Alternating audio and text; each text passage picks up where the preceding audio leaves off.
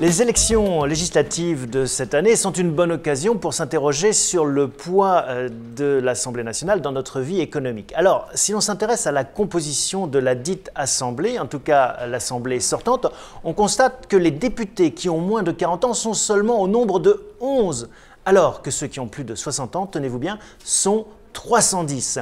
L'âge moyen du député est de 59 ans et 10 mois, presque 60 ans, c'est-à-dire un retraité en puissance. Dans ces conditions, comment s'étonner que les arbitrages sont faits en faveur d'une génération, celle des seniors, au détriment de la jeunesse? Si l'on s'intéresse maintenant aux professions d'origine de nos chers députés, il est intéressant de constater que la profession la plus représentée est celle des profs. Ils sont 87. Viennent ensuite les fonctionnaires en dehors de la fonction de professeur, bien sûr, 82. Et après, l'ensemble des professions de santé ou assimilées, 49.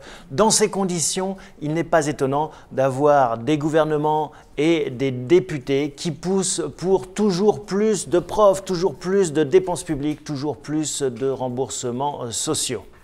Moralité, la représentation nationale nous représente assez mal. Comment comprendre quand on est fonctionnaire que la compétitivité de nos entreprises passe par davantage de flexibilité du marché du travail? Comment comprendre quand on est prof que nos chères têtes blondes sont peut-être assez mal formées aux débouchés qui les attendent sur le marché de l'emploi? Comment comprendre enfin quand on est médecin que les dépenses de santé pèsent de plus en plus lourd sur les entreprises et donc sur notre vie économique? Le problème, c'est que ça risque de durer car quand on est chef d'entreprise ou quand on est salarié, on a moins de loisirs pour mener campagne.